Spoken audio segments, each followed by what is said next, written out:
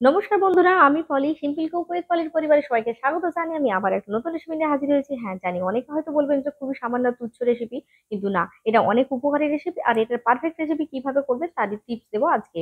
এর জন্য আমি নিম পাতা নিয়েছি। এটা যদিও আমাদের গাছের না, বাজার থেকে কেনা, তাই এখানে নিয়ে নিয়েছি আমি 6টা ডাল।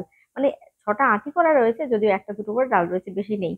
তো এখানে আমি আমার প্রয়োজন মতো নিয়েছি। আর এখানে আমি আগের থেকে বেগুন নিয়েছি 250 গ্রাম, আর যেগুলো টুকরো করে কেটে নিয়েছি। তো এখানে বলি, টুকরোগুলো দেখে নিশ্চয়ই বুঝতে পারছেন যে একটু সামান্য বড় বড় করে রয়েছে, মানে 1 ইঞ্চি থেকে একটু বড়।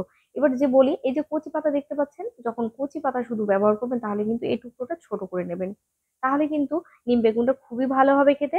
আর কিন্তু ভীষণই সুবিধা হয়। গলে যাওয়ার যে একটা ভয় থাকে সেটা কিন্তু হবে না। তো এখানে প্রথমে হচ্ছে নিম পাতাগুলোকে আমি ভালো করে ধুয়ে নেব, তারপর ধুয়ে নেওয়ার পর ছাড়িয়ে নেবো। তাতে সুবিধা হবে। আর এইভাবে একটু ঝাড়িয়ে নিলে কিন্তু জলটা দেখবেন খুব সহজেই মানে চলে যায় আরকি। তারপর এবার পাতাগুলো ছাড়িয়ে নিতেও কিন্তু অনেক সুবিধা হয়। আর ছাড়িয়ে নেওয়ার পর যদি পাতাগুলো হয় তাহলে কিন্তু দেখবেন জলের পরিমাণটা অনেকটা লেগে থাকে, আর সেখান থেকে কিন্তু সময়টা লেগে যায়। তো যেটা করতে হবে, ছাড়ানো হয়ে গেছে। এবার কিছুক্ষণের জন্য এই পাতাটাকে একটু এলিয়ে রেখে দেবো এভাবে, বা ছড়িয়ে রেখে দেবো ঠিক ৫ মিনিটের জন্য। ৫ মিনিট পর দেখবেন কত সুন্দরভাবে জলটা চলে যাবে। এই যে দেখতে পাচ্ছেন, দেখে নিশ্চয়ই বোঝানো গেছে যে কি সুন্দরভাবে পাতার জলটা চলে গেছে। কোনোভাবে রোদে বা কোনো কিছু দেয়া লাগবে না।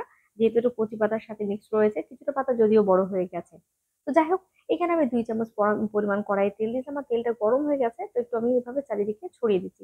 তারপর বেগুনটা দিয়ে দিলাম।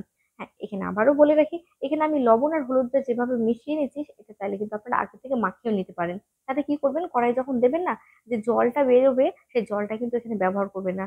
না হলে কিন্তু বেগুনগুলো অনেক সময় গলে যাওয়ার ভয় থাকে। তো একটু ভালো করে নেড়েচেড়ে নেওয়ার পর এখানে মোটামুটি 50 সেকেন্ড মতো সময় নেব। তারপরে কিন্তু এখানে এভাবে নেড়েচেড়ে নেব। তবে আঁচটা আমি এখানে কমিয়ে রাখবো। আবারও আমি ঢাকা দিয়ে দিচ্ছি।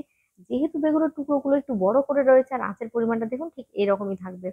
তো সেই কারণে কিন্তু আমি এখানে ২ বার ঢাকা দিয়েছি। আর যদি মনে হয় যে না, বেগুনগুলো আপনাদের একেবারে কচি আর বেগুনের টুকরোগুলো আপনাদের ছোট করে কাটা হয়েছে, তাহলে কিন্তু একবার ঢাকা দেওয়ার জন্য অনুরোধ করব। আমি কিন্তু এখানে আর ঢাকা দেব না। দেখে নিশ্চয়ই বুঝতে পারছেন, হালকা কালার কিন্তু এভাবে চলে এসেছে।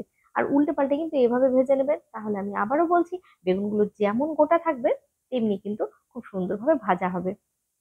তো দেখুন, এরকম যখন লাল হয়ে যাবে, তখন কিন্তু এখানে দিয়ে দিতে হবে নিম পাতাগুলো। নিম পাতাগুলো বেশ ঝরঝরে হয়ে থাকবে।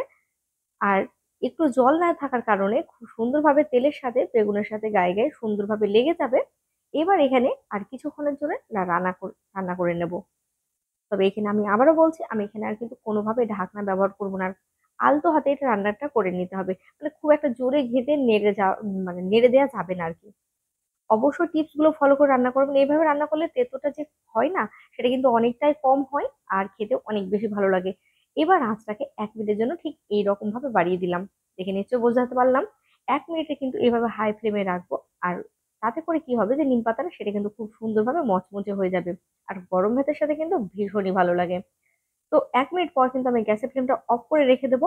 কড়াইটা যেহেতু রয়েছে গরম, সে কারণে আরো ১ মিনিট রেখে দিয়েছি। তারপরে পরিবেশন করলাম। কেমন লাগলো অবশ্যই জানাবেন। নমস্কার।